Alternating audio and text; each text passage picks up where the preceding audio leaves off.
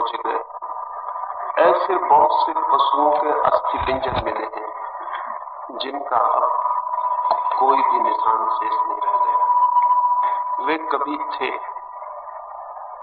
आज से 10 लाख साल पहले पृथ्वी बहुत से सरीसृपों से भरी थी, सरकने वाले जानवरों से भरी थी। लेकिन आज हमारे घर में छिपकली के अतिरिक्त उनका कोई प्रतिनिधि नहीं रह गया। छिपकली भी बहुत छोटा प्रतिनिधि है। 10 लाख साल पहले उसके पूर्वज हाथियों से भी 5 गुने और 10 गुने बड़े थे। वे सब कहां खो गए? इतने शक्तिशाली पशु पृथ्वी से कैसे विनष्ट हो गए? किसी ने उन पर हमला किया? किसी ने एटम बम, हाइड्रोजन बम गिराया? नहीं, उनके खत्म हो जाने की बड़ी अद्भुत कथा है। उन्होंने कभी सोचा भी न होगा कि वे समाप्त हो जाएंगे। वे समाप्त हो गए अपनी संतति के बढ़ जाने के कारण। वे इतने ज्यादा हो गए कि पृथ्वी पर जीना उनके लिए असंभव हो गया। भोजन कम हुआ, पानी कम हुआ, लिविंग स्पेस कम हुआ, जीने के लिए जितनी जगह चाहिए वो कम हो गई। उन पशुओं को बिल्कुल आमूल मिट जाना पड़ा। ऐसी दुर्घटना आज तक मनुष्य जाति के जीवन में नहीं आई है, लेकिन भविष्य में आ सकती है। आज तक न आई, उसका कारण यह था कि प्रकृति ने निरंतर मृत्यु को और जन्म को संतुलित रखा है। 10 आदमी पैदा होते थे बुद्ध के जमाने में, तो 7 या 8 व्यक्ति उसमें जन्म के बाद मर जाते थे। दुनिया की आबादी कभी इतनी नहीं बढ़ी थी कि भोजन की कमी पड़ जाए, स्थान की कमी पड़ जाए। फिर विज्ञान और आदमी की निरंतर खोजने और मृत्यु से लड़ाई लेने ने वो स्थिति पैदा कर दी कि 8-10 बच्चे पैदा होते हैं। सुसंस्कृत शब्द मुल्क में तो मुश्किल से 1 बच्चा मर पाता। स्थिति बिल्कुल उल्टी हो गई।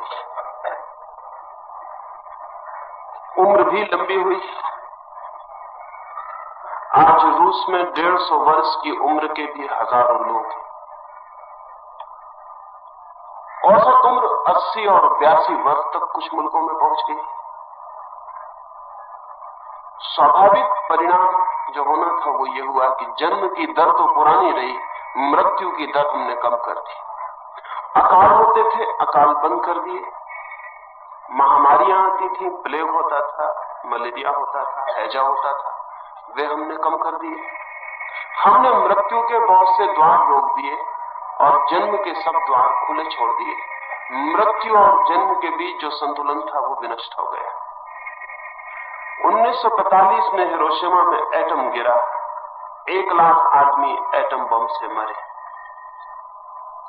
उस समय लोगों को लगा कि बहुत बड़ा खतरा है, अगर एटम बनता चला गया तो सारी दुनिया नष्ट हो सकती है। लेकिन आज जो लोग समझते हैं वे ये कहते हैं कि दुनिया के नष्ट होने की संभावना एटम से बहुत कम है।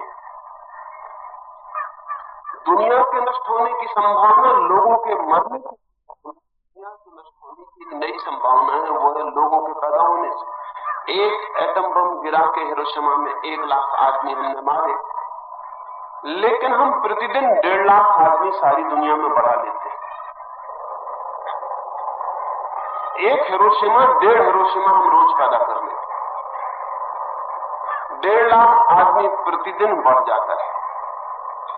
इसका डर है कि अगर इसी तरह संख्या बढ़ती चली गई तो इस सदी के पूरे होते होते कोहनी हिलाने के लिए भी जगह पृथ्वी पर शेष नहीं रह जाएगी। और तब सभाएं करने की जरूरत ना होगी, क्योंकि हम 24 घंटे सभाओं में ही होंगे। आज भी न्यूयॉर्क या बंबई में 24 घंटे कोहनी हिलाने को फुर्सत नहीं है, सुविधा नहीं है, अवकाश नहीं। ऐसी स्थिति सारी पृथ्वी की हो जानी सुनिश्चित है। इसलिए इस समय सबसे बड़ी चिंता जो मनुष्य जाति के हित के संबंध में सोचते हैं उन लोगों के समक्ष एक्सप्लोजन ऑफ पॉपुलेशन है। ये जो जनसंख्या का विस्फोट है, ये हमने मृत्यु को रोक दिया और जन्म को अगर हमने पुराने रास्ते से चलने दिया तो बहुत डर है कि पृथ्वी हमारी संख्या से ही डूब जाए और नष्ट हो जाए। हम इतने ज्यादा हो जाएं कि जीना असंभव हो जाए। इसलिए जो भी विचारशील है वो कहेंगे जिस भांति हमने मृत्यु को रोका उस भांति हम जन्म को भी रोकें। और जन्म को रोकना बहुत हितकर हो सकता है, बहुत महत्वपूर्ण हो सकता है, बहुत दिशाओं से। पहली बात तो ये ध्यान में रख लेनी है कि जीवन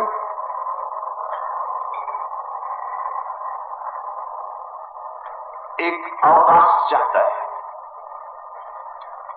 जंगल में एक जानवर है, मुक्त मीलों के घेरे में घूमता है, दौड़ता है, उसे कटघरे में बंद कर दें और उसका विक्षिप्त होना शुरू हो जाता है। बंदर है, मीलों की यात्रा करते रहते हैं, 50 बंदरों को एक मकान में बंद कर दें और उनका पागल होना शुरू हो जाता है। प्रत्येक बंदर को एक लिविंग स्पेस चाहिए, एक जगह चाहिए खुली जहां वो जी सके। अब बंबई में या न्यूयॉर्क में या वाशिंगटन में या मॉस्को में वो लिविंग स्पेस खो गई। छोटे छोटे घरों में आदमी बंद है, एक एक घर में एक एक कमरे में 10-10, 12-12 लोग बंद हैं। वहीं वे पैदा होते हैं, वहीं वे मरते हैं, वहीं वे जीते हैं, वहीं वे भोजन करते हैं, वहीं वे बीमार होते हैं। एक एक छोटे कमरे में 10-10, 12-12, 15-15 लोग बंद हैं। अगर वे विक्षिप्त न हो जाएं तो कोई आश्चर्य नहीं, अगर वे पागल न हो जाएं तो कोई आश्चर्य नहीं। वे पागल होंगे ही, वे नहीं हो पा रहे हैं, यही आश्चर्य। इतने कम हो पा रहे हैं, यही आश्चर्य। मनुष्य को एक खुला स्थान चाहिए जीने के लिए, लेकिन संख्या अगर ज्यादा हो जाए तो खुला स्थान समाप्त हो जाए। हमें ख्याल नहीं, जब आप अकेले कमरे में होते हैं तब आप एक मुक्ति अनुभव करते हैं। 10 लोग आपके कमरे में सिर्फ बैठ जाएं, कुछ करें ना, आपसे बोले भी ना, आपको छुए भी ना, सिर्फ 10 लोग कमरे में बैठ जाएं और आपके मस्तिष्क पे एक अनजाना भार पड़ना शुरू हो जाता है। अभी मनोवैज्ञानिक कहते हैं कि चारों तरफ बढ़ती हुई भीड़, प्रत्येक व्यक्ति के मन पर एक अनजाना भार। आप एक रास्ते पे चल रहे हैं अकेले में, कोई भी रास्ते पर नहीं है, तब आप दूसरे ढंग के आदमी होते हैं। और फिर उस रास्ते पर 2 आदमी एक बगल की गली से निकल के आ गए हैं, आप फौरन दूसरे आदमी हो जाते हैं। उनकी मौजूदगी आपके भीतर कोई तनाव पैदा कर देती। आप अपने बाथरूम में स्नान करते हैं, तब आपने ख्याल किया आप वही आदमी नहीं होते जो आप अपने बैठक घर में होते हैं। बाथरूम में आप बिल्कुल दूसरे आदमी होते हैं। बूढ़ा भी बाथरूम में बच्चे जैसा उन्मुक्त हो जाता है। बूढ़े भी बाथरूम के आईने में बच्चों जैसी जीभें दिखाते हैं, मुंह चढ़ाते हैं, नाच भी लेते हैं। लेकिन अगर पता चल जाए कि की होल से, कुंजी के छेद से कोई झांक रहा है, तो वे फिर एकदम बूढ़े हो जाएंगे, उनका बचपन खो जाएगा, फिर वे सख्त और मजबूत और बदल जाएंगे। कुछ क्षण चाहिए जब हम बिल्कुल अकेले हो सके। मनुष्य की आत्मा के जो भी श्रेष्ठतम फूल हैं वे एकांत में और अकेले में ही खिलते हैं। काव्य हो, संगीत हो, परमात्मा की प्रतिध्वनि मिले, वो सब एकांत और अकेले में ही मिलती। आज तक जगत में भीड़ भाड़ में कोई श्रेष्ठ काम नहीं हो सका। भीड़ ने अब तक कोई श्रेष्ठ काम किया ही नहीं। जो भी जगत में श्रेष्ठ जन्मा है, कविता, चित्र, संगीत, परमात्मा, प्रार्थना, प्रेम, वो सब एकांत में और अकेले के फूल। लेकिन वे सब फूल मुरझा जाएंगे, मुरझा गए हैं, मुरझा रहे हैं, मिट जाएंगे। आदमी श्रेष्ठ से रिक्त हो जाएगा, क्योंकि भीड़ चारों तरफ से अनजाना दबाव डाले चली जाती है। सब तरफ आदमी है, सब तरफ आदमी है। और एक बहुत बड़ी मजे की बात है, आदमी जितने बढ़ते हैं उतना व्यक्तित्व कम हो जाता है। भीड़ में कोई आदमी इंडिविजुअल नहीं होता, व्यक्ति नहीं होता।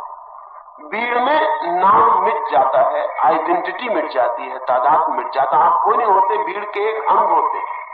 इसलिए भीड़ बुरे काम कर सकती, अकेला आदमी उतने बुरे काम नहीं कर पाता। अगर किसी मस्जिद को जलाना है तो अकेला आदमी नहीं जला सकता, कितना ही पक्का हिंदू क्यों ना हो। और अगर किसी मंदिर में राम की मूर्ति तोड़नी है तो अकेला मुसलमान नहीं तोड़ सकता, कितना ही पक्का मुसलमान क्यों ना हो। भीड़ चाहिए। अगर बच्चों की हत्या करनी हो और स्त्रियों के साथ बलात्कार करना हो और आग लगानी हो जिंदा आदमियों में, तो अकेला आदमी लगाने में बहुत कठिनाई अनुभव करता है। लेकिन भीड़ एकदम सरलता से कर पाती। क्यों? क्योंकि भीड़ में कोई व्यक्ति नहीं रह जाता, और जब व्यक्ति नहीं रह जाता तो दायित्व, रिस्पॉन्सिबिलिटी भी विदा हो जाती।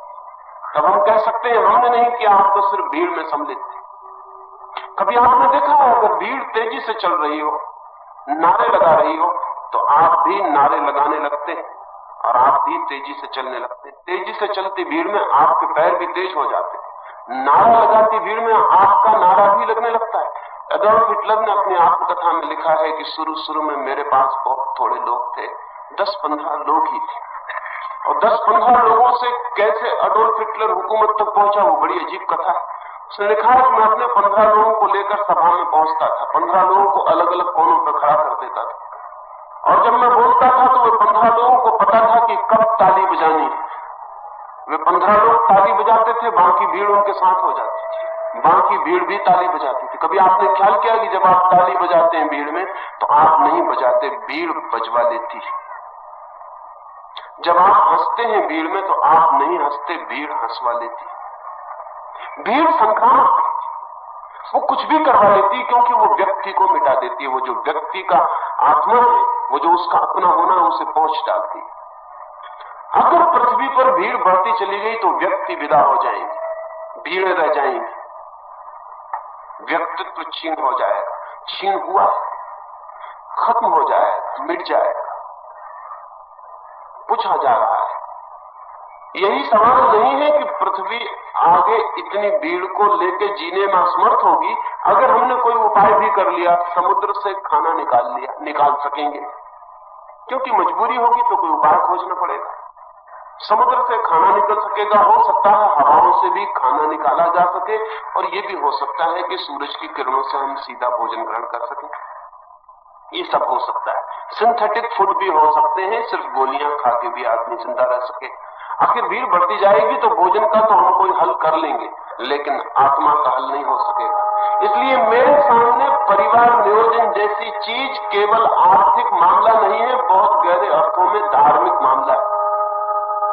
भोजन तो जुटाया जा सकेगा, इतनी बहुत कठिनाई नहीं है। अगर भोजन की कठिनाई अगर लोग समझते हो तो बिल्कुल गलत समझते हैं। अभी समुद्र खाली पड़े हैं, अभी समुद्रों में बहुत भोजन है, और वैज्ञानिक प्रयोग ये कह रहे हैं कि समुद्रों के पानी से बहुत भोजन निकाला जा सकता है। आखिर मछली समुद्र से भोजन ले रही है, लाखों तरह के जानवर समुद्र से भोजन ले रहे हैं, पानी से। तो पानी से हम भी भोजन निकाल सकते हैं। आखिर मछली को हम खा लेते हैं तो हमारा भोजन बन जाता है, और मछली ने जो भोजन लिया वो पानी से लिया। अगर हम एक मशीन बना सके जो मछली का काम कर सके, तो पानी से हम सीधा भोजन पैदा कर लेंगे। आखिर मछली भी एक मशीन का काम करती है। घास खाती है गाय, फिर गाय का दूध पी लेते हैं हम सीधा घास खाएं तो मुश्किल होती, बीच में मध्यस्थ गाय चाहिए। गाय घास को इस हालत में बदल देती है कि हमारे भोजन के योग्य हो जाता है। आज नहीं कल हम मशीन की गाय भी बना लेंगे जो घास को इस हालत में बदल दे कि हम उसको ले लें। सिंथेटिक दूध जल्दी ही बन सकेगा। आखिर वेजिटेबल घी बन सकता है, तो वेजिटेबल दूध क्यों नहीं बन सकता है? कोई कठिनाई नहीं। भोजन का मसला तो हल हो जाएगा, लेकिन असली सवाल भोजन का नहीं है, असली सवाल ज्यादा गहरे। अगर आदमी की भीड़ बढ़ती जाती है और पृथ्वी कीड़े मकोड़ों की तरह आदमी से भर जाती है, तो आदमी की आत्मा खो जाएगी, और उस आत्मा को देने का विज्ञान के पास कोई उपाय नहीं। वो आत्मा खो ही जाएगी। और अगर भीड़ बढ़ती चली जाती है तो एक एक व्यक्ति पर चारों तरफ से इतना अनजाना दबाव पड़ेगा, हमें अनजाने दबाव दिखाई नहीं पड़ते। आप जमीन पे चलते हैं, आपने कभी सोचा कि जमीन का ग्रेविटेशन आपको खींच रहा है? नहीं, हम बचपन से उसके आदी हो जाते हैं, इसलिए पता नहीं चलता। लेकिन जमीन से बहुत बड़ा वजन हमें पूरे वक्त खींचे हुए। वो तभी चांद पर जो यात्री गए उनको पता चला कि जमीन अब लौट गए, उनको जमीन वैसे कभी न लगेगी जैसे पहले लगी, क्योंकि चांद पे वे 7 फीट ऊंची छलांग भी लगा सकते हैं। चांद की पकड़ बहुत कम है, चांद बहुत नहीं खींचता है, जमीन बहुत जोर से खींच रही, हवाएं चारों तरफ से दबा रही, लेकिन उनका हमें पता नहीं चलता क्योंकि हम उनके आदी हो गए। और अनजाने दबाव ही है मानसिक ये तो भौतिक दबाव है। चारों तरफ लोगों की मौजूदगी भी हमको दबा रही है, वे भी हमें भीतर की तरफ प्रेस कर रहे हैं, सिर्फ उनकी मौजूदगी भी हमें परेशान किए हुए।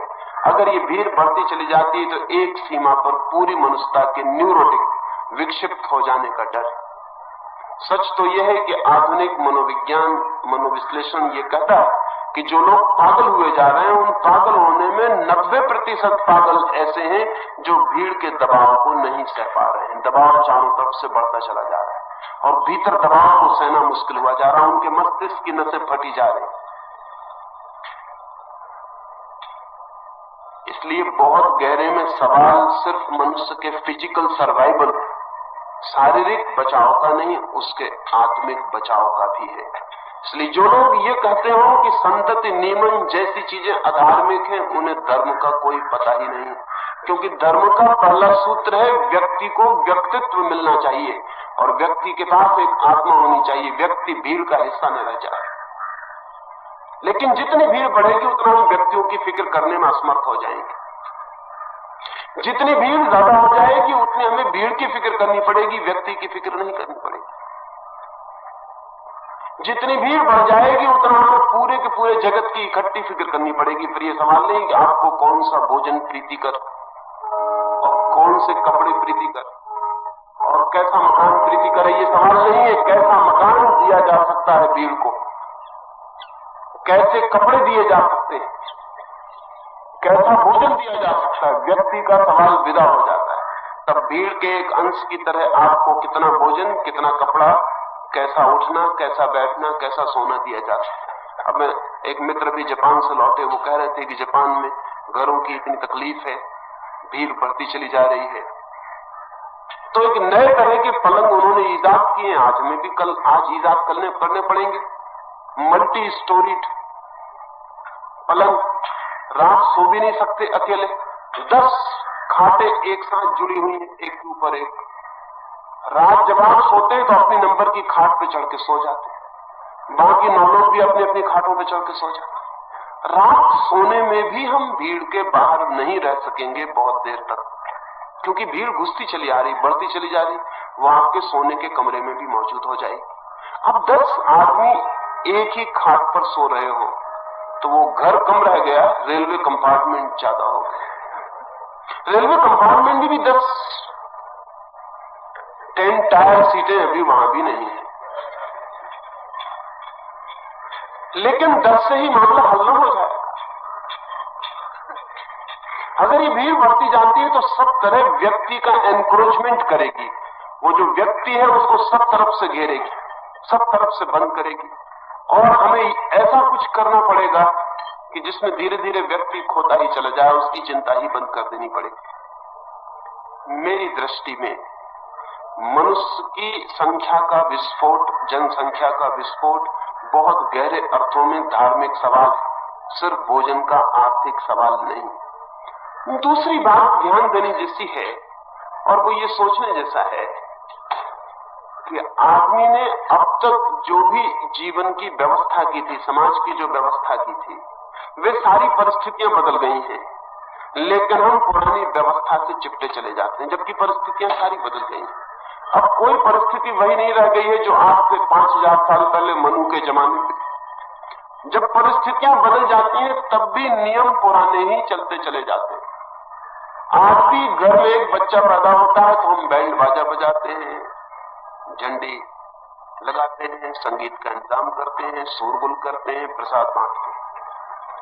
ये 5000 साल पहले बिल्कुल ही ठीक बात थी, क्योंकि 5000 साल पहले 10 बच्चे पैदा होते थे तो 7 और 8 बच्चे तो मर जाते थे,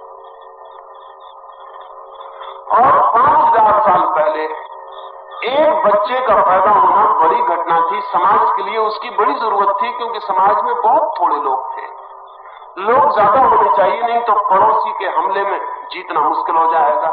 एक व्यक्ति का बढ़ जाना बड़ी ताकत थी, क्योंकि व्यक्ति की अकेली ताकत थी, व्यक्ति से लड़ना था, पास के कबीले से हारना संभव हो जाता अगर संख्या कम हो जाती। इसलिए प्रत्येक कबीला संख्या को बढ़ाने की कोशिश करता था। संख्या जितनी बढ़ जाए उतना कबीला मजबूत हो जाता था, इसलिए संख्या का बड़ा गौरव था। हम कहते थे हम इतने करोड़ हैं, उसमें बड़ी अकड़ थी, उसमें बड़ा अहंकार था। लेकिन वक्त बदल गया, हालतें बिल्कुल उल्टी हो गई, लेकिन नियम पुराना चल रहा है। हालतें बिल्कुल उल्टी हो गई हैं। अब जो जितनी ज्यादा संख्या में है उतनी जल्दी पृथ्वी पर मरने के उसके उपाय। तब जो जितनी ज्यादा संख्या में था उतना ज्यादा उसकी जीतने की संभावना थी, बचने की संभावना थी। आज संख्या जितनी ज्यादा होगी उतने मरने का हम अपने हाथ से उपाय कर रहे हैं। आज संख्या का बढ़ना सुसाइडल है, आत्मघाती। आज कोई समझदार मुल्क अपनी संख्या नहीं बढ़ा रहा है, बल्कि समझदार मुल्कों में संख्या गिरने तक की संभावना पैदा होगी। जैसे फ्रांस में, फ्रांस की सरकार थोड़ी चिंतित हो गई है क्योंकि संख्या कहीं ज्यादा ना गिर जाए, ये भी डर पैदा हो गया है। लेकिन कोई समझदार मुल्क अपनी संख्या नहीं बढ़ा रहा। संख्या न बढ़ाने की समझदारी के पीछे बहुत कारण है। पहला कारण तो यह है कि अगर जीवन में सुख चाहिए, अधिकतम सुख चाहिए, तो न्यूनतम लोग चाहिए। अगर दीनता चाहिए, दुख चाहिए, गरीबी चाहिए, बीमारी चाहिए, पागलपन चाहिए, तो अधिकतम लोग पैदा करना उचित है। जब एक बाप अपने 5वें या 6वें बच्चे के बाद भी बच्चा पैदा कर रहा है तो वो अपने बेटे का बाप नहीं है, दुश्मन। क्योंकि उसे एक ऐसी दुनिया में धक्का दे रहा है जहां सिर्फ गरीबी बांट सकेगा, वो दुख बांट सकेगा, दुख बढ़ा सकेगा, गरीबी बढ़ा सकेगा। वो बेटे के प्रति प्रेम जाहिर नहीं कर रहा, क्योंकि अगर बेटे के प्रति प्रेम जाहिर हो तो वो ये सोचेगा इस बेटे को मिल क्या सकता है। इसको पैदा करना अब प्रेम नहीं, अब सिर्फ नासमझी है और दुश्मनी। आज दुनिया के समझदार माँ बाप तो बच्चे इतने पैदा करेंगे इस बात को सोच के कि आने वाली दुनिया में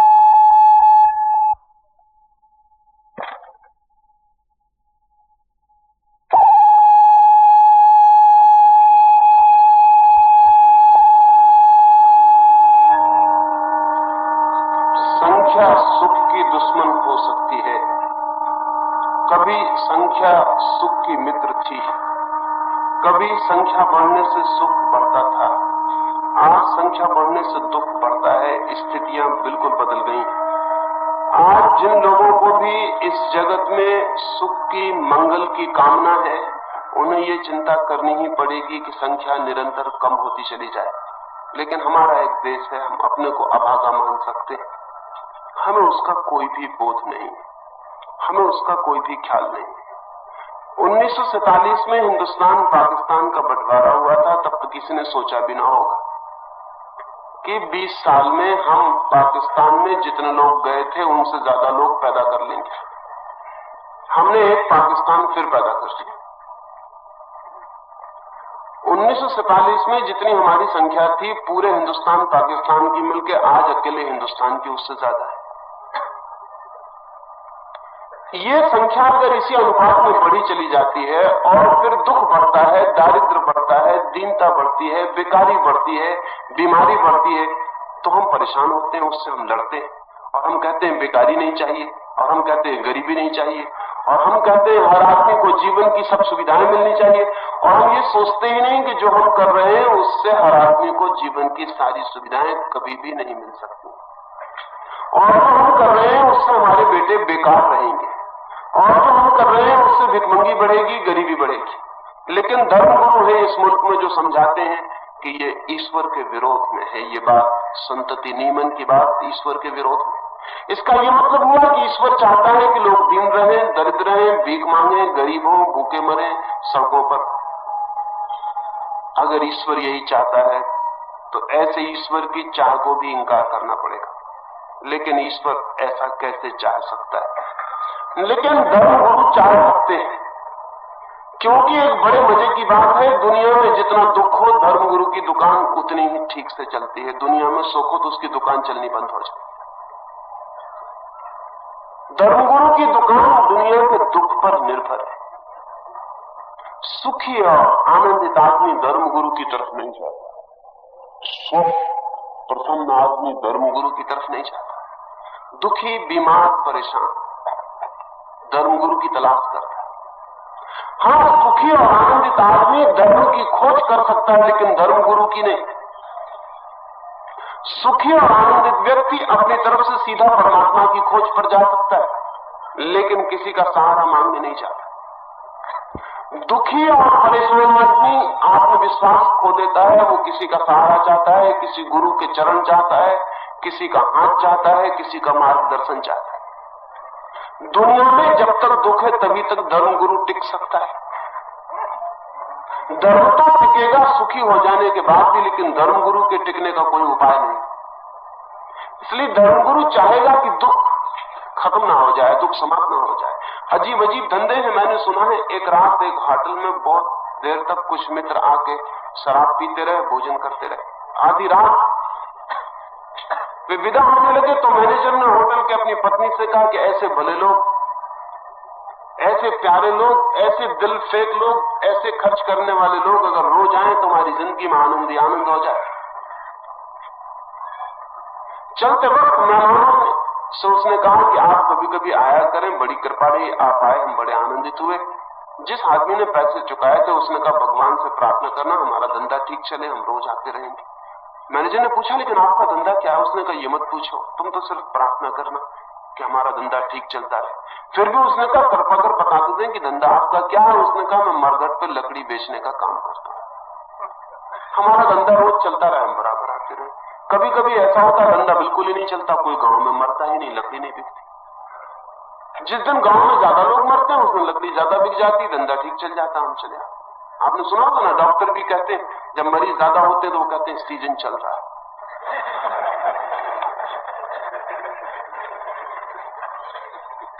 आश्चर्य की बात है, अगर किन्हीं लोगों का धंधा लोगों के बीमार होने से चलता हो तो फिर बीमारी मिटानी बहुत मुश्किल हो जाएगी। अब ये डॉक्टर को हमने उल्टा काम सौंपा हुआ है, उसको हमने काम सौंपा हुआ है कि वो लोगों की बीमारी मिटाए, और उसकी पूरी आकांक्षा भीतर ये है कि लोग बीमार, क्योंकि उसका व्यवसाय बीमारी पर खड़ा है। इसलिए रूस में क्रांति के बाद उन्होंने जो बड़े काम किए उनमें एक काम यह था कि डॉक्टर के काम को उन्होंने नेशनलाइज कर दिया। उन्होंने कहा डॉक्टर का काम व्यक्तिगत कभी भी करना खतरनाक है, क्योंकि डॉक्टर का काम कंट्राडिक्टरी हो जाएगा, विरोधी हो जाएगा। ऊपर से बीमार को चाहेगा कि ठीक करे और भीतर से आकांक्षा रखेगा कि बीमार बीमार रहे, क्योंकि उसका धंधा तो बीमार की बीमार रहने पर चलेगा। इसलिए उन्होंने डॉक्टर का धंधा, प्राइवेट प्रैक्टिस बिल्कुल रूस में बंद कर दी।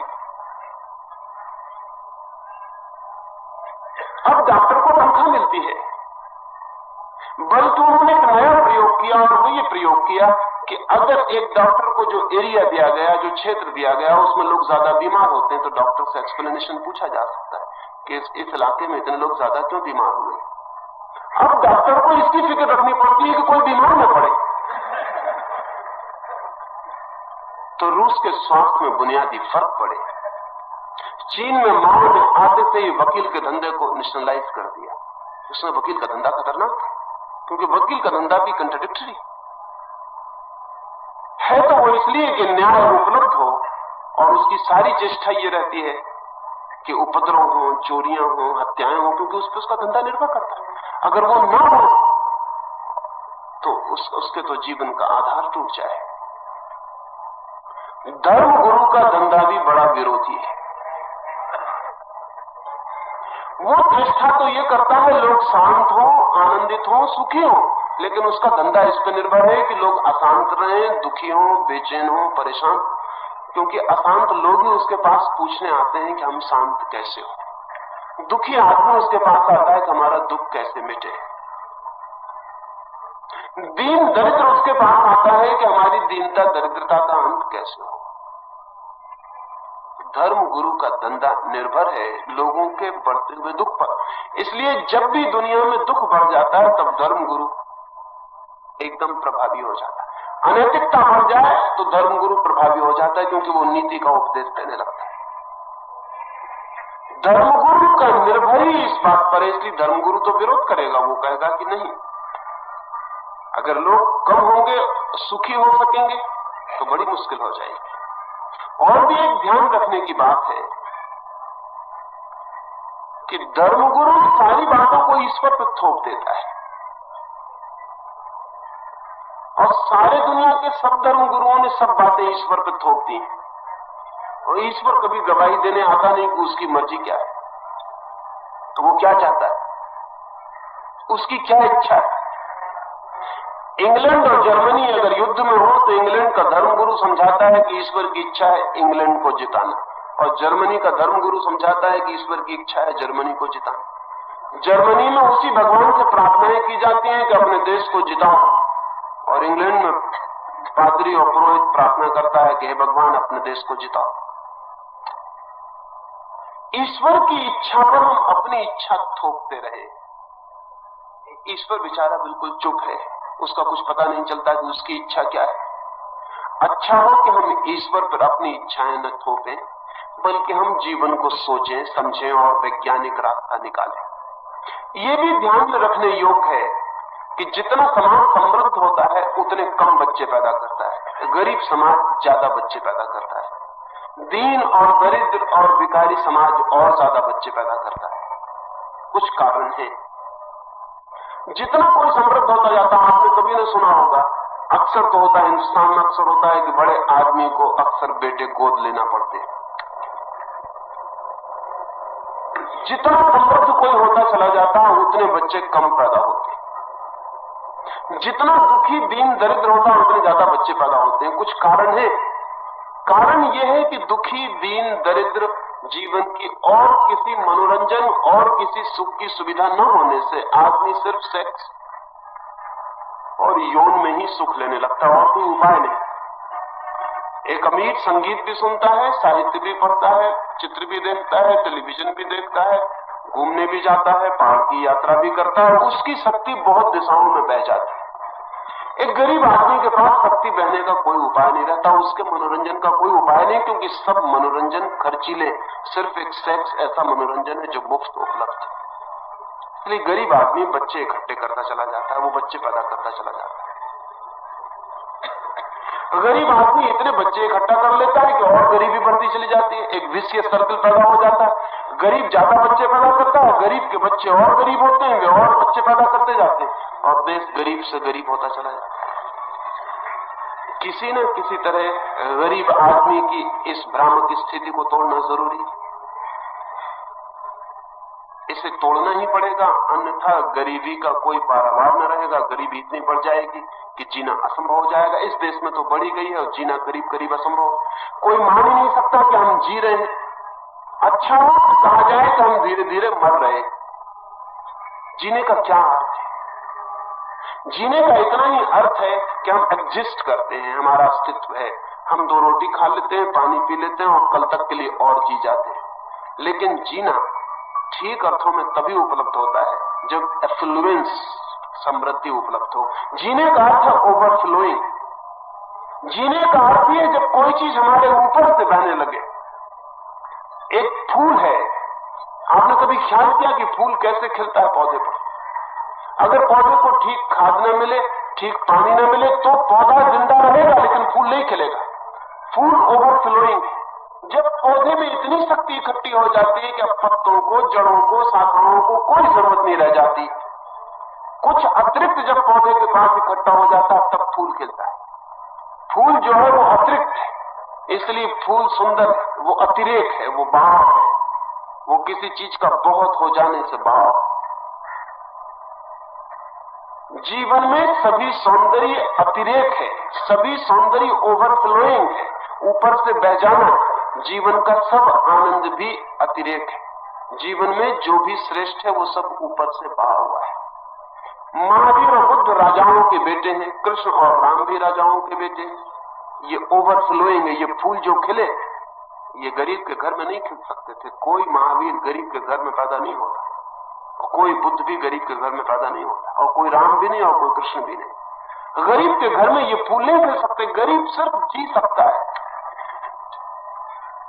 उसका जीना इतना न्यूनतम है कि उसमें फूल खिलने का उपाय नहीं। वो गरीब पौधा है, वो किसी तरह जी लेता है, किसी तरह उसके पत्ते भी हो जाते हैं, किसी तरह शाखाएं भी निकल आती हैं। न तो वो पूरी ऊंचाई ग्रहण कर पाता, न सूरज को छू पाता, न आकाश की तरफ उठ पाता, न उसमें फूल खिल पाते। क्योंकि फूल तो तभी खिल सकते हैं जब पौधे के पास जीने से अतिरिक्त शक्ति इकट्ठी हो जाए। जीने से जो अतिरिक्त इकट्ठा होता है तभी फूल खिलते हैं। ताजमहल भी वैसा ही फूल है, वो अतिरेक से निकला हुआ फूल है।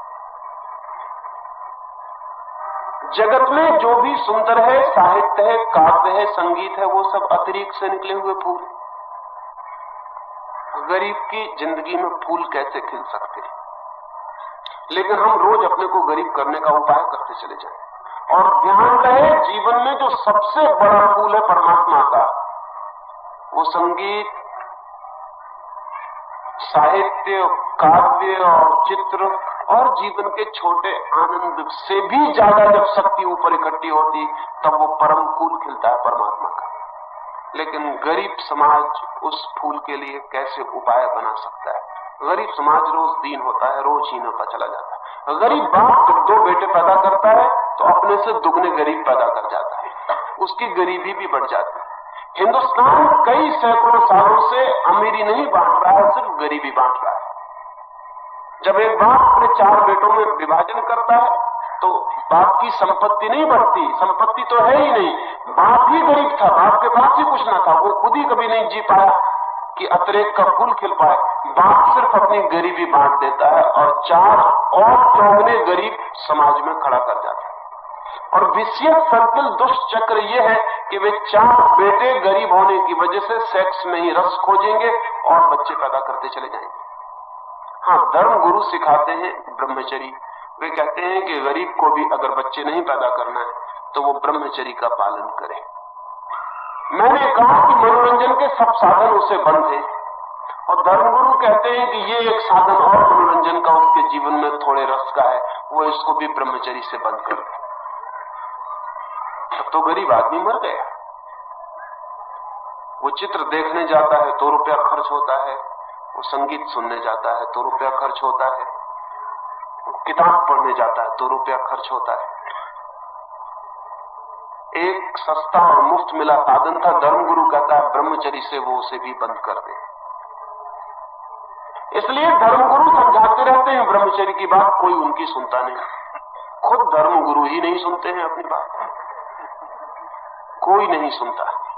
वो बकवास बहुत लंबी चल चुकी, उससे कोई परिणाम नहीं हुआ, उससे कोई हित भी नहीं हुआ। विज्ञान ने ब्रह्मचर्य की जगह एक नया उपाय दिया जो सर्व सुलभ हो सकता है, वो है संतति नियमन के कृत्रिम साधन, जिनसे व्यक्ति को ब्रह्मचर्य में बंधने की कोई जरूरत नहीं। जीवन के द्वार खुले रह सकते हैं, अपने को सप्रेस करने की और दमन करने की भी कोई जरूरत नहीं। और ये भी ध्यान रहे, जो व्यक्ति एक बार अपनी यौन की प्रवृत्ति को जोर से दबा दे अपने भीतर, वो व्यक्ति सदा के लिए किन्हीं गहरे अर्थों में रुग्ण हो जाता है। यौन की वृत्ति से मुक्त हुआ जा सकता है, लेकिन यौन की वृत्ति को दबा के कोई कभी मुक्त नहीं होता। यौन की वृत्ति से मुक्त हुआ जा सकता है अगर यौन में निकलने वाली शक्ति किसी और आयाम में, किसी और दिशा में प्रवाहित हो जाए तो मुक्त हुआ जा सकता है। एक वैज्ञानिक मुक्त हो जाता है बिना किसी ब्रह्मचर्य के, बिना राम राम का पाठ किए, हनुमान चालीसा पढ़े, एक वैज्ञानिक मुक्त हो जाता है, क्योंकि सारी शक्ति की ऊर्जा, सारी ऊर्जा विज्ञान की खोज में लग जाती है। एक चित्रकार भी मुक्त हो सकता है, एक संगीतज्ञ भी मुक्त हो सकता है, एक परमात्मा का खोजी भी मुक्त हो सकता है। ध्यान रहे, लोग कहते हैं ब्रह्मचर्य शर्त है परमात्मा की खोज की। मैं कहता हूं ये बात गलत है। हाँ, परमात्मा की खोज पे जाने वाला ब्रह्मचर्य को उपलब्ध हो जाता है, ये परिणाम। अगर कोई परमात्मा की खोज में पूरी तरह चला गया तो उसकी सारी शक्तियां इतनी लीन हो जाती हैं तो उसके पास यौन की दिशा में जाने के लिए शक्ति का ना भाव बचता, ना आकांक्षा बचती है। ब्रह्मचर्य से कोई परमात्मा की तरफ नहीं जाता, लेकिन परमात्मा की तरफ जाने वाला ब्रह्मचर्य को उपलब्ध हो जाता है। लेकिन अगर हम किसी को कहें कि वो बच्चे रोकने के लिए ब्रह्मचर्य का उपयोग करे, गांधी जी निरंतर वही कहते रहे और भी इस मुल्क के महात्मा यही कहते हैं कि ब्रह्मचर्य का उपयोग करो, लेकिन गांधी जी से बढ़िया आदमी भी ठीक ठीक अर्थों में ब्रह्मचर्य को कभी उपलब्ध नहीं हो सके। वे भी कहते हैं कि मेरे स्वप्नों में भी काम वासना उतर आती। वे भी कहते हैं कि दिन तो मैं किसी तरह संयम रख पाता हूं, लेकिन सपनों में सब संयम टूट जाता है। और जीवन के अंतिम दिनों में एक स्त्री को बिस्तर पर लेकर सोकर वो प्रयोग करते थे कि कहीं अभी भी तो काम वासना शेष नहीं रह गई। 70 वर्ष की उम्र में एक युवती को रात बिस्तर पर सोते थे लेके ये जानने के लिए कि कहीं काम वासना शेष रह गई कि नहीं। मुझे पता नहीं कि क्या परिणाम हुआ, क्या वे जान पाए, लेकिन एक बात तो पक्की है कि उन्हें शक रहा होगा 70 वर्ष की उम्र तक की ब्रह्मचर्य उपलब्ध नहीं हुआ, अन्यथा इस परीक्षा की कोई जरूरत नहीं।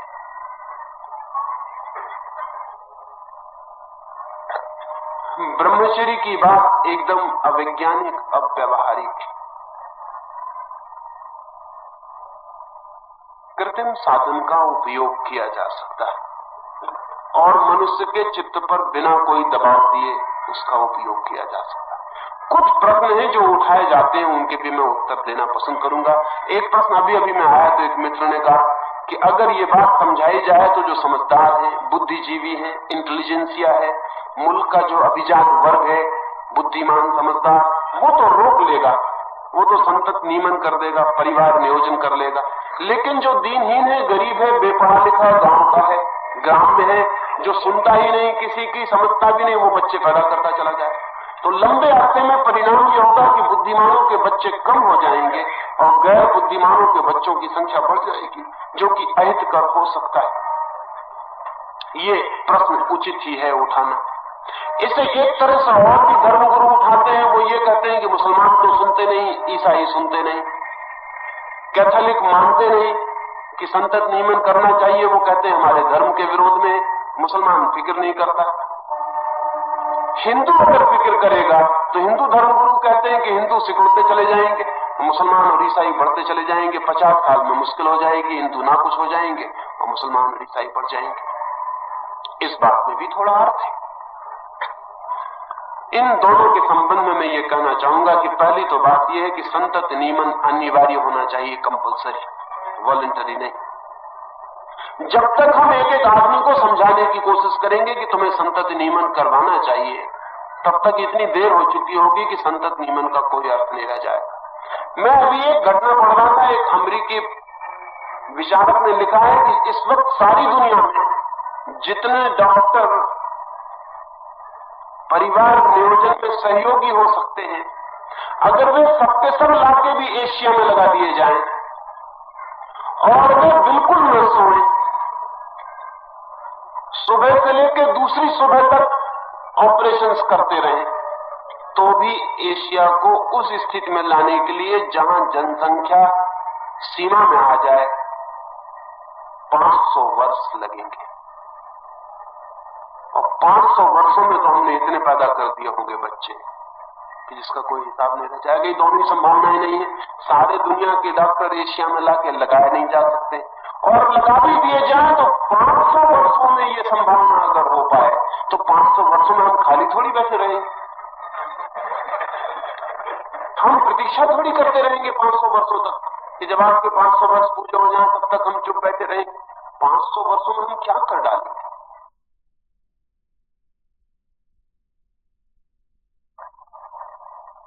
नहीं, ये संभव नहीं मालूम होता।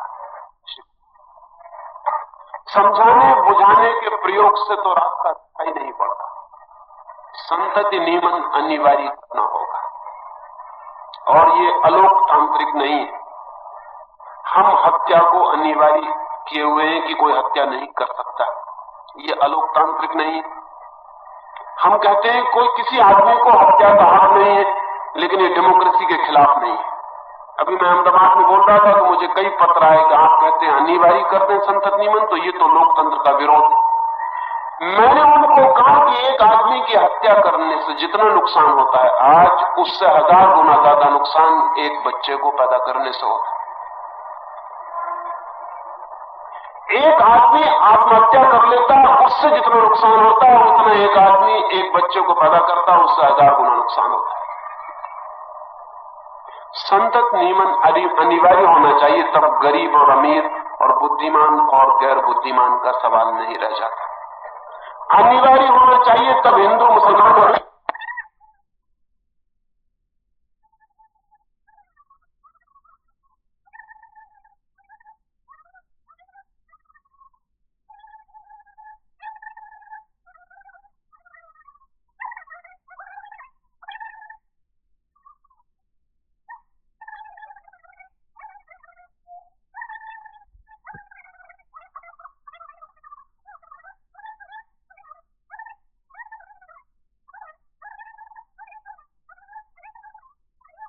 नहीं, सरकार को सोचना चाहिए स्त्री के लिए क्या उचित है। क्या ये उचित है कि 4 स्त्रियां एक आदमी की पत्नी बने? वो हिंदू हो या मुसलमान, ये इर्रेलेवेंट है, ये असंगत है, इससे कोई संबंध नहीं।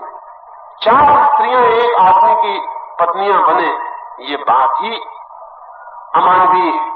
इसलिए सवाल नहीं है कि कौन हिंदू है कौन मुसलमान, ये अपनी अपनी इच्छा की बात। फिर तो कल हम ये भी कह सकते हैं कि मुसलमान को हत्या करने में थोड़ी सुविधा देनी चाहिए, ईसाई को थोड़ी या हिंदू को थोड़ी सुविधा देनी चाहिए हत्या करने में। नहीं, हम व्यक्ति और आदमी को सोच के विचार करने की जरूरत है। अनिवार्य होना चाहिए। ये सवाल मुल्क का है, पूरे मुल्क का। उसमें हिंदू मुसलमान और ईसाई अलग नहीं किए जा सकते, उसमें अमीर और गरीब अलग नहीं किए जा सकते। दूसरी बात विचारनीय है कि हमारे मुल्क में, इस देश में हमारी प्रतिभा निरंतर क्षीण होती चली गई है।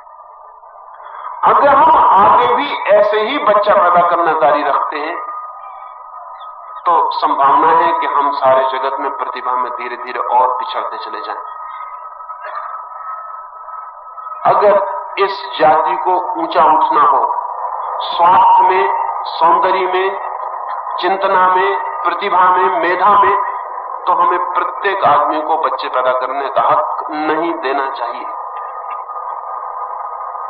पहली तो बात मैं ये मानता हूं कि संतति नियमन अनिवार्य होना चाहिए। दूसरी बात मैं ये मानता हूं कि प्रत्येक व्यक्ति को बच्चा पैदा करने का हक, जब तक विशेषज्ञ न दे दें तब तक बच्चे पैदा करने का हक किसी को भी नहीं रह जाना चाहिए। बच्चे पैदा करने के हक के बाद 2 बच्चे कोई पैदा कर सकता है, लेकिन हक उसे मिलना चाहिए। उसके लिए हमें वैसे ही लाइसेंस देने चाहिए जो मेडिकल बोर्ड जब तक लाइसेंस ना दे कोई आदमी बच्चा पैदा नहीं कर सकेगा। कितने कोढ़ी बच्चे पैदा किए जाते हैं, कितने इडियट बच्चे पैदा किए जाते हैं, कितने संक्रामक रोगों से भरे हुए लोग बच्चे पैदा किए जाते हैं, और उनके बच्चे पैदा होते चले जाते हैं और बढ़ते चले जाते हैं। और देश में दया और दान करने वाले लोग हैं कि अगर वे खुद अपने बच्चे न पाल सकते हो तो हम उनके लिए अनाथालय खोल के उनके बच्चों को पालने का भी इंतजाम करते हैं। ये ऊपर में तो दान और दया दिखाई पड़ रही, लेकिन ये बड़े खतरनाक लोग हैं जो ऐसा इंतजाम कर रहे हैं। इंतजाम तो ये होना चाहिए कि स्वस्थ, सुंदर, बुद्धिमान, प्रतिभाशाली, संक्रामक रोगों से ग्रसित नहीं, ऐसे स्त्री और पुरुष को ही बच्चा पैदा करने का हक होना चाहिए। असल में शादी के पहले ही हर गांव में, हर नगर में सलाहकार समिति होनी चाहिए, डॉक्टर्स की, विचारशील मनोवैज्ञानिकों की, साइकोएनालिस्ट की, जो प्रत्येक व्यक्ति को यह हक दे कि तुम अगर दोनों शादी करते हो तो तुम बच्चे पैदा कर सकोगे या नहीं कर सकोगे। ये बता दें, शादी करने का हक प्रत्येक को है। ऐसे 2 लोग शादी कर सकते हैं जिनको की सलाह न दी जाए, वो शादी कर सकते हैं लेकिन बच्चे पैदा नहीं कर सकते। हम जानते हैं भली भांति कि पौधों पर क्रॉस ब्रीडिंग से कितना लाभ उठाया जा सकता है। एक माली अच्छी तरह जानता है कि नए बीज कैसे विकसित किए जा सकते हैं, गलत बीजों को कैसे हटाया जा सकता है, छोटे बीज कैसे अलग किए जा सकते हैं, बड़े बीज कैसे बचाए जा सकते हैं। एक माली सभी बीज नहीं बो देता है, बीजों को छांटता है, लेकिन हम अब तक मनुष्य जाति के साथ उतनी समझदारी नहीं कर सके जो एक साधारण सा माली अपने बगीचे में करता है। ये भी आपको ख्याल हो कि जब माली को एक बड़ा फूल पैदा करना होता है तो वो छोटे फूलों को पहले ही काट देता है। अगर आपने देखा हो कभी प्रदर्शनी फूलों की देखी हो तो जो फूल जीत जाते हैं उनके जीतने का कारण क्या है? उनका कारण ये है कि माली ने होशियारी की, एक पौधे पर एक ही फूल पैदा किया, बाकी फूल पैदा ही नहीं होने दिए, बाकी फूलों को उसने जड़ से ही अलग कर दिया। तो फूल की, पौधे की सारी शक्ति एक ही फूल में प्रवेश कर गई। एक आदमी 12 बच्चे पैदा करता है तो कभी भी बहुत प्रतिभाशाली बच्चे पैदा नहीं कर सकता। अगर एक ही बच्चा पैदा करे तो उसके 12 बच्चों की सारी प्रतिभा एक में भी प्रवेश कर सकती। और प्रकृति के बड़े अद्भुत नियम, प्रकृति के नियम बहुत हैरानी के, प्रकृति बड़े अजीब ढंग से काम करती है। जब युद्ध होता है दुनिया में तो युद्ध के बाद लोगों की संतति पैदा करने की क्षमता बढ़ जाती है। बड़ी हैरानी की बात, युद्ध से क्या लेना देना। जब भी युद्ध होता है तब जन्म दर बढ़ जाती है। पहले महायुद्ध के बाद जन्म दर एकदम ऊपर उठ गई, क्योंकि पहले महायुद्ध में कोई 3.5 करोड़ लोग मर गए। प्रकृति कैसे इंसान रखती, ये भी हैरानी की बात है। प्रकृति को कैसे पता चला कि युद्ध हो गया और अब बच्चों की जन्म दर बढ़ जानी चाहिए। दूसरे महायुद्ध में भी कोई 7.5 करोड़ लोग मरे और जन्म दर एकदम से बढ़ गई। महामारी के बाद, हैजे के बाद, प्लेग के बाद लोगों की जन्म दर बढ़ जाती। प्रकृति का अपना आंतरिक इंतजाम।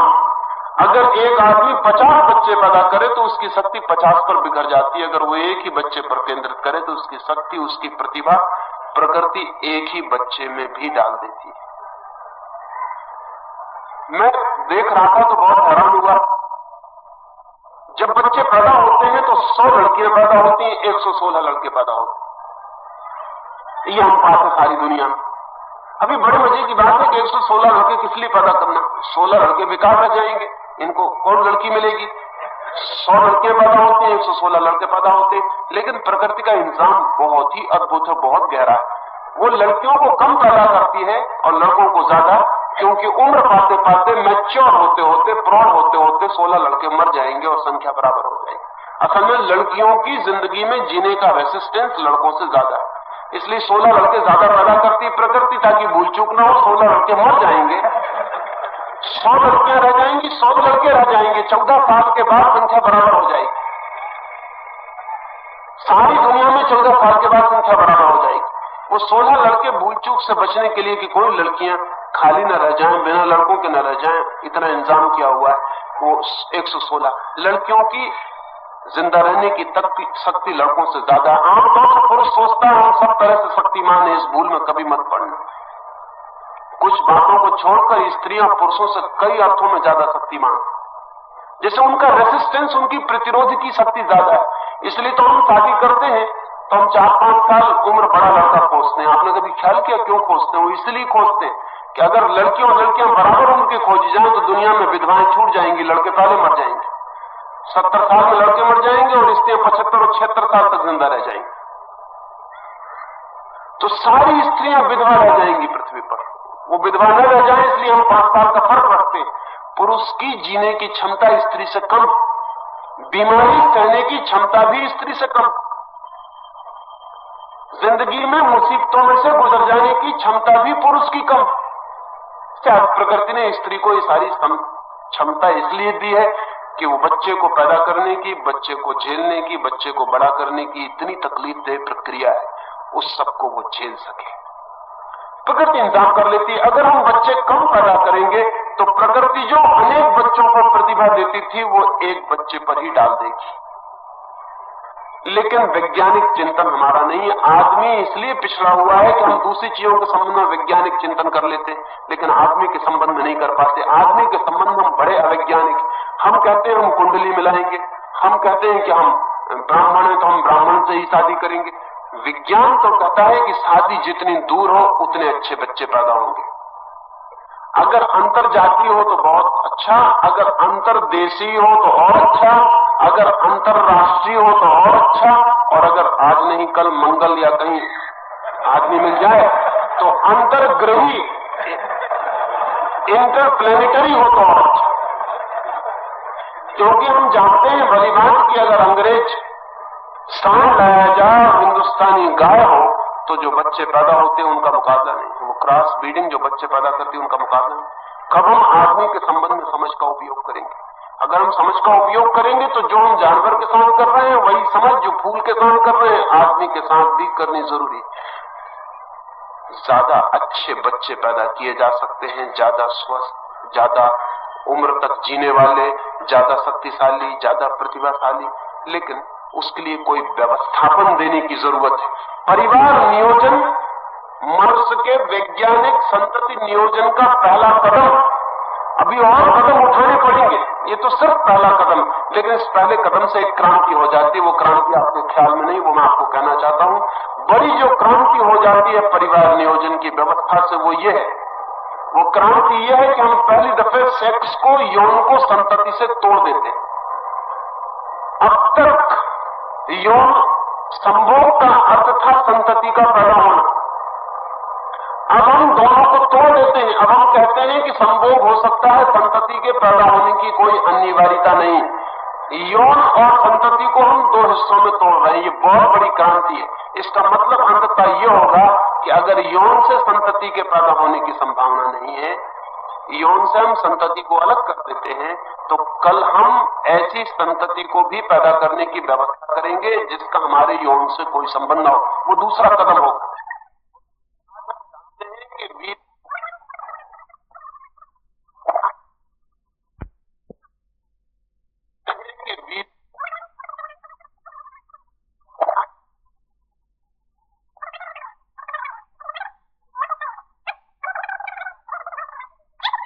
आप अपने बेटे के लिए अच्छे शिक्षक की व्यवस्था करते हैं, आप ही पढ़ाने नहीं बैठ जाते क्योंकि मैं इसका बाप हूं तो मैं ही इसको पढ़ाऊंगा।